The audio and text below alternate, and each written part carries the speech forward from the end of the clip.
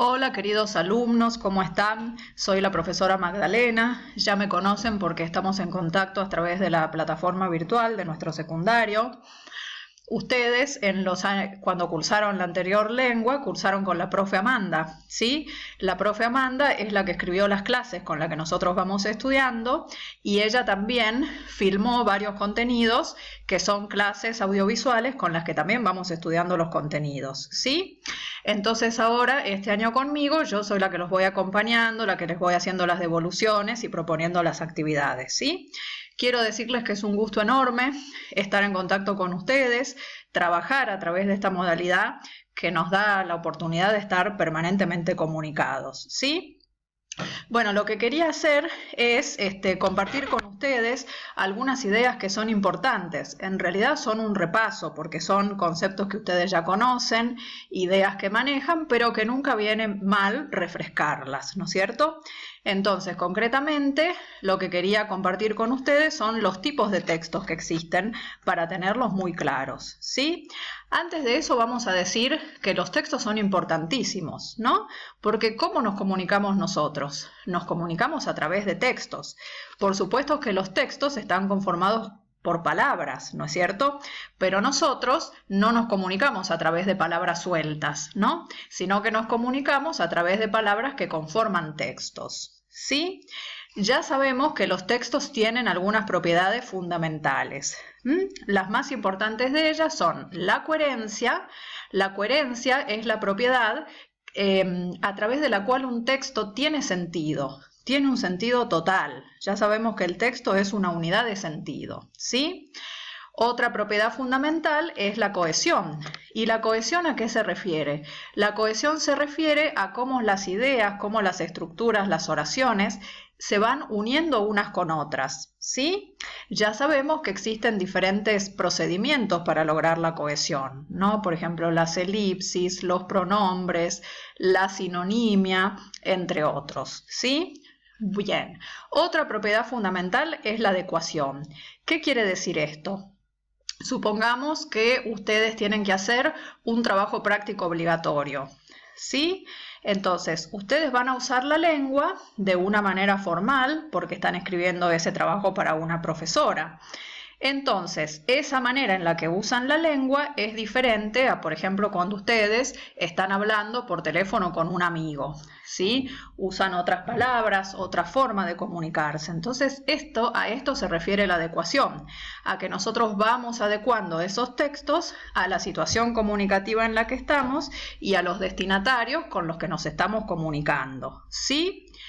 Otra propiedad fundamental de los textos es la corrección. Es decir, si yo leo un texto que está lleno de errores de ortografía, en donde hay errores de sintaxis, de gramática, y no lo voy a poder entender bien. Entonces los textos tienen que ser correctos. Lo mismo cuando ustedes producen textos, ¿no es cierto? Por eso es muy importante y vamos a estudiar algunas reglas para la ortografía, siempre tener en cuenta la sintaxis, las formas de expresarnos, ¿sí? Muy bien. ¿Qué otra cosa vamos a decir sobre los textos? Que los textos pueden ser orales o pueden ser escritos, ¿sí? Por ejemplo, si ustedes se ponen a pensar en las actividades o en un día de su vida, ¿sí? Un día común de su vida, un día habitual, y se ponen a pensar cómo usan la lengua.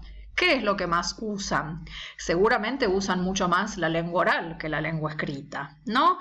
¿Por qué? Porque se comunican con su familia, hablando, escuchando lo que les cuentan sus hijos, ¿no? O se comunican con su jefe, también a través de palabras o con sus compañeros de trabajo, ¿sí? Entonces, los textos orales son los que más producimos y los que más recibimos, ¿sí?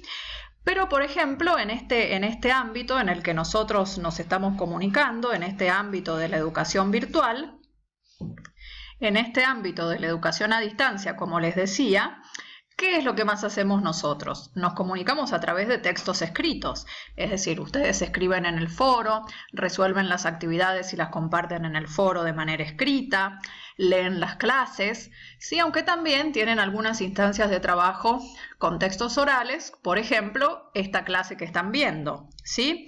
Igualmente yo los voy a invitar, les voy a proponer alguna actividad para que ustedes produzcan algún texto oral, ¿sí? Y lo compartan, por ejemplo, a través del WhatsApp, porque la lengua oral es algo que también se aprende y que nosotros podemos practicar, ¿sí? Así que espero que todos puedan participar.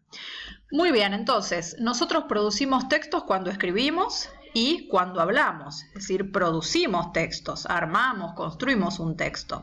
Y por el otro lado, recibimos e interpretamos textos cuando leemos y cuando escuchamos, ¿sí? Cuando leemos, cuando escuchamos, trabajamos con textos que ya están producidos y que nosotros los interpretamos. Entonces, escribir, leer, hablar y escuchar son las 4 macrohabilidades de la lengua y estas 4 macrohabilidades que nosotros estudiamos a lo largo de nuestra materia. ¿Sí? Ahora nosotros ya estamos finalizando el primer eje que está destinado a la comprensión y a la producción oral. O sea que estamos trabajando con el habla y con la escucha, ¿sí? Y después vamos a seguir en las unidades siguientes, en los ejes siguientes, con el escribir y con el leer, ¿sí? Muy bien, queridos alumnos. Entonces vamos a continuar y lo que vamos a ver ahora son los tipos de textos que existen. Ustedes saben que hay diferentes maneras de clasificar los textos, ¿sí? Teniendo en cuenta distintos criterios como los ámbitos en los que circulan y otros.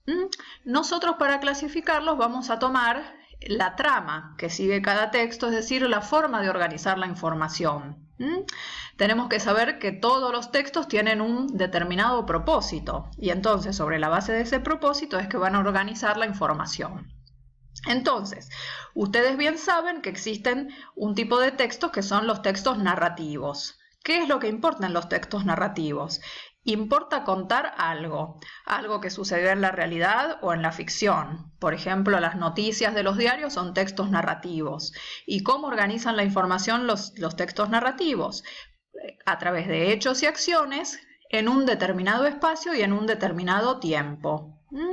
Por ejemplo, cuando leímos en la clase 1 la historia de Esopo y la lengua, ¿qué tipo de texto era? Un tipo de texto narrativo, nos está contando una historia, ¿sí? Muy bien, existe otro tipo de textos que son los textos descriptivos. Muy bien, y entonces, ¿cuál es la característica de los textos descriptivos? Es que presentan o caracterizan objetos, personas o procesos a través de una selección de rasgos muy distintivos, cuando se hace una descripción. Entonces, por ejemplo, vamos a leer, para entender mejor lo que son los textos descriptivos, el capítulo 1 de un hermoso libro que se llama Platero y yo, que los voy a invitar en algunos de nuestros rincones de lectura a leerlo, una obra de Juan Ramón Jiménez, un escritor español. En este caso tenemos un tipo de texto descriptivo literario, ¿sí? Es una obra literaria. Y este es el primer capítulo. El primer capítulo de ese libro describe a Platero y dice: Platero es pequeño, peludo, suave, tan blando por fuera que se diría todo de algodón, que no lleva huesos. Solo los espejos de azabache de sus ojos son duros, cual 2 escarabajos de cristal negro. Lo dejo suelto y se va al prado, y acaricia tibiamente con su hocico, rozándolas apenas, las florecillas rosas, celestes y gualdas. Lo llamo dulcemente Platero, y viene a mí con un trotecillo alegre que parece que se ríe, en no sé qué cascabeleo ideal. Come cuanto le doy.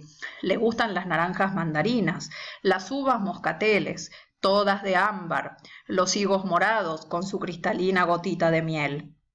Es tierno y mimoso, igual que un niño, que una niña, pero fuerte y seco como de piedra. Cuando paso sobre él los domingos por las últimas callejas del pueblo, los hombres del campo, vestidos de limpio y despaciosos, se quedan mirándolo. Tiene acero y plata de luna al mismo tiempo. ¿sí? Entonces fíjense que este texto es una descripción de ese burrito que es platero, ¿sí? Es como si pudiéramos tocarlo a través de estas imágenes, ¿no es cierto? Y es muy tierno, pero por adentro es muy fuerte también, ¿sí? Bueno, entonces eso es un ejemplo de un texto descriptivo.